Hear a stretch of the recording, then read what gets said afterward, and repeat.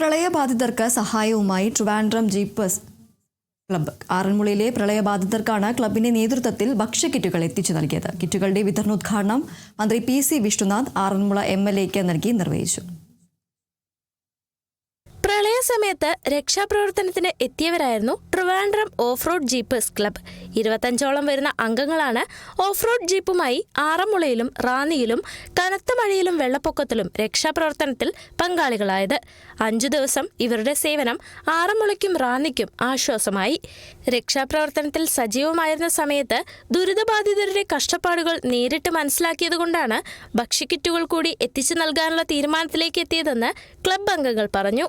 മന്ത്രി PC വിളിച്ചപ്പോഴാണ് ട്രിവാൻഡ്രത്ത് നിന്ന് ഞങ്ങൾ വരുന്നത്. ഞങ്ങൾ ഏകദേശം ഒരു 15ഓളം വണ്ടി ഇവിടെ ക്യാമ്പ് ചെയ്ത് ഏകദേശം 4-5 ദിവസമായിട്ട് വർക്ക് ചെയ്യായിരുന്നു. കോട്ടയം, റാന്നി ആ ഏരിയയിലും ഞങ്ങൾ നല്ല രീതിയിൽ സപ്പോർട്ട് ചെയ്യുന്നുണ്ടായിരുന്നു.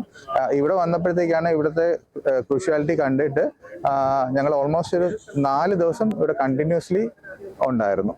പല കടകളിലും സാധനങ്ങളില്ല, അങ്ങനത്തെ ഒരു പ്രോബ്ലം കണ്ടപ്പോഴത്തേക്ക് ഞങ്ങളുടെ ക്ലബിന്റെ മെമ്പേഴ്സിൽ നിന്ന് കളക്ട് ചെയ്ത കിറ്റ്സ് ആണ് നമ്മൾ ഡെലിവറി ചെയ്തിരിക്കുന്നത്.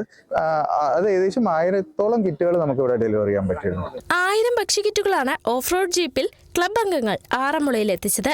ഭക്ഷ്യക്കിറ്റുകളുടെ വിതരണോദ്ഘാടനം മന്ത്രി PC വിഷ്ണുനാഥ് അബിൻ വർക്കി MLAക്ക് നൽകി നിർവഹിച്ചു. ഭക്ഷ്യക്കിറ്റുകൾ ആറന്മുള മണ്ഡലത്തിലെ ദുരിതബാധിതർക്ക് MLAയുടെ നേതൃത്വത്തിൽ പ്രവർത്തകർ നേരിട്ടെത്തിച്ചു നൽകും. Kerala vision news, Pathanamthitta.